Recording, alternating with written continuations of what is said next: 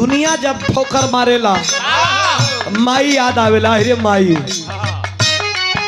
ऐसे कहे के बाद हारमोनियम का तनी और आवाज बढ़ा ला और अपने मन में तो समझ में आई नहीं। ई जगत तुरावे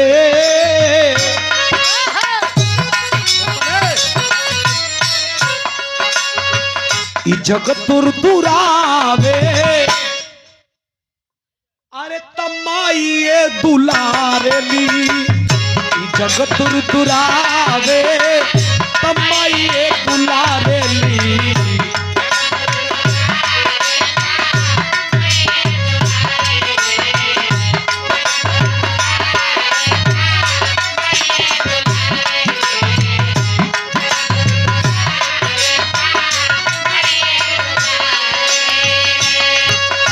जगत तुरावे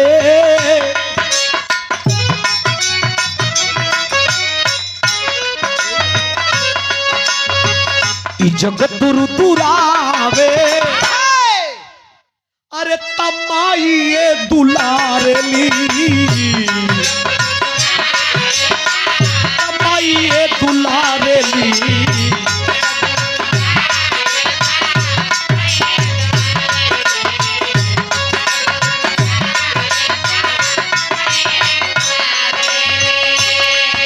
कैसे रूठे जब किस्मत का माइए सवारेली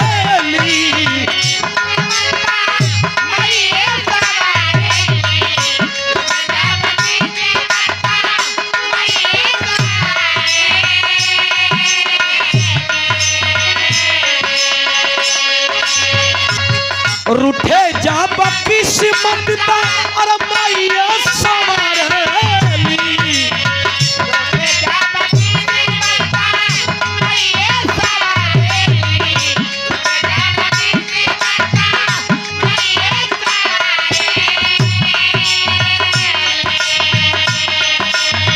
रूठे जब किस्मत ता माइए सवारेली अरे माइए सवारेली।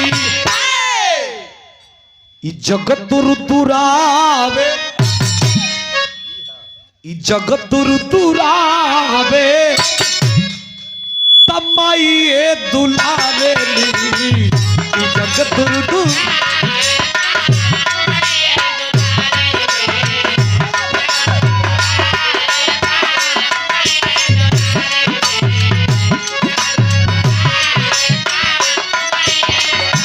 एक लाइन अनमोल लाइन दुनिया छोड़ दे लेकिन माई तो के छोड़े वाली जे 9 महीना अपने कोख में लेके आई तो के दुनिया दिखावे का काम कैली। इतना पंच लोगन गांव में बड़ी पहलवान परल हवन अरे मीठा चलो गांव में बड़ी पहलवान परल हवन लेकिन कोनो पहलवान का पेटवा पर 5 किलो का पत्थर बांध तो 5 घंटा में उपजिया के बेच दिया।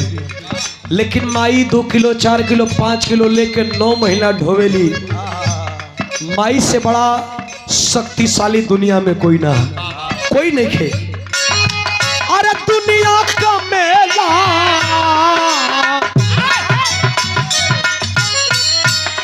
बुल्लू गुरुजी कहत रहे बाबू बुल्लू गुरुजी कहत रहा कि बनले का सार बहनोई हो जगतिया में कोई नहीं लेकिन माई बनलो पही माई बिगड़लो पही ऐसे कहे के बता।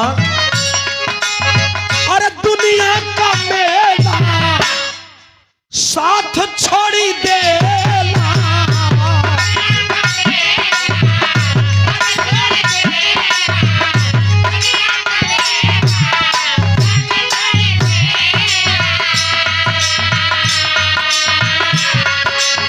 अरे दुनिया का मेला साथ छोड़ी देला अखिया से झरू झरू लोरावा बहेगा अखिया से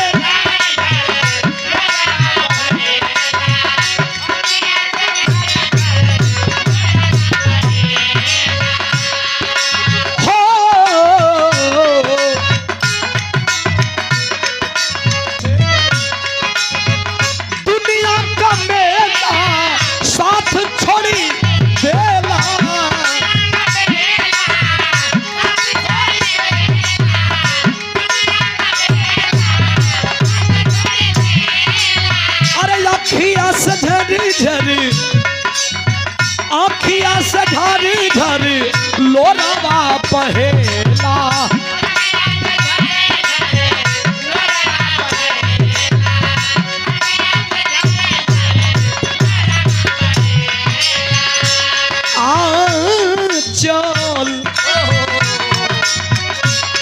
आचल आचल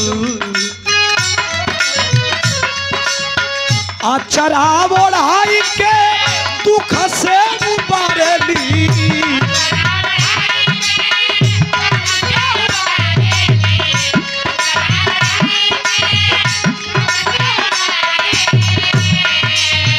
आचरा ओढ़ाई के अरे दुख से उबारेली हो, दुख से उबारेली।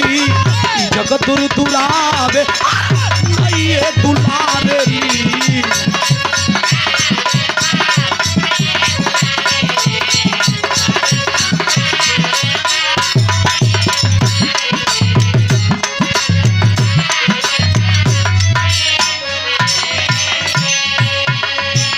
आखिरी बंद वंदना के, वंदना का आखिरी बंद खानदान का परिचय बा।